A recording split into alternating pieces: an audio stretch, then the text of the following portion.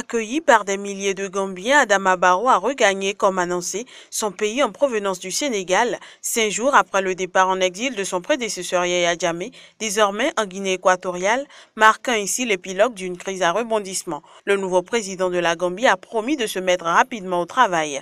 Après 6 semaines de crise, il faut relancer le pays. La priorité revient donc au chef de l'État de mettre en place son gouvernement. Il est quasiment prêt, indiquait il y a 2 jours le porte-parole de la coalition, Khalifa Sallah.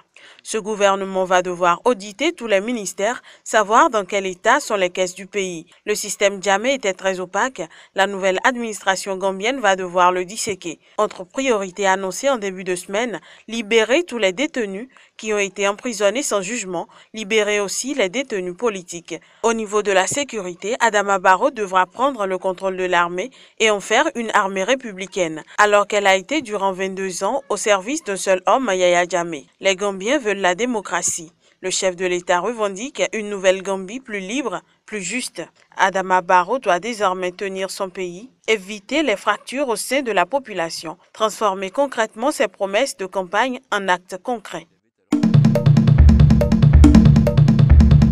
Des combattants du groupe islamiste Shebab ont lancé une attaque contre une base de la force de l'Union africaine dans le sud du pays ce vendredi. Ils affirment y avoir tué des dizaines de soldats kenyans. Une information démentie par le lieutenant-colonel Paul Njuguma, le porte-parole de l'armée kenyane. Selon des informations de l'agence Reuters, les combattants islamistes se seraient emparés d'une base de la force africaine après en avoir forcé l'entrée avec 2 voitures piégées conduites par des kamikazes. C'est en tout cas ce qu'affirme Cheikh Abdiassis Abou Moussa, le porte-parole des Shebab. Toujours selon lui, plus d'une 50aine de soldats kenyans auraient été tués pendant l'attaque qui s'est déroulée à Kulbiyo, une ville proche de la frontière kenyane. Selon le lieutenant-colonel Paul Njuguma, les combats se poursuivent et aucun bilan n'a été fourni.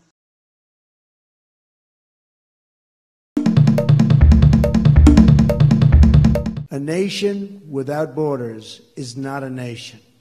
Beginning today, the United States of America gets back control of its borders, gets back its borders. Le nouveau président américain arrivera-t-il à construire un mur à la frontière avec le Mexique? En tout cas, le président mexicain Enrique Peña Nieto ne compte pas le laisser faire. Lors d'un bref message vidéo diffusé sur son compte Twitter, le président mexicain a aussitôt condamné ce projet et s'est engagé à défendre les migrants mexicains. Je regrette et condamne la décision des États-Unis de continuer la construction du mur qui, depuis des années, au lieu de nous unir, nous divise. Le Mexique ne paiera aucun mur. 5 jours seulement après sa prise de fonction, Donald Trump donne une impulsion à la plus emblématique de ses promesses de campagne qui vise à endiguer l'immigration illégale vers la première économie mondiale. Le nouveau président républicain a signé mercredi en grande pompe un décret fixant comme objectif de sécuriser la frontière sud des États-Unis grâce à la construction immédiate d'un mur, un mur à la frontière de 3200 km poreuse entre les États-Unis et le Mexique que Trump menace de faire financer en ponctionnant les 25 milliards de dollars que les migrants mexicains envoient chaque année à leurs familles. Des experts ont émis de sérieux doutes sur l'efficacité, le coût exorbitant et les risques d'avalanche de procédures légales d'une telle mesure, véritable cheval de bataille de la droite et l'extrême droite, socle électoral de Donald Trump.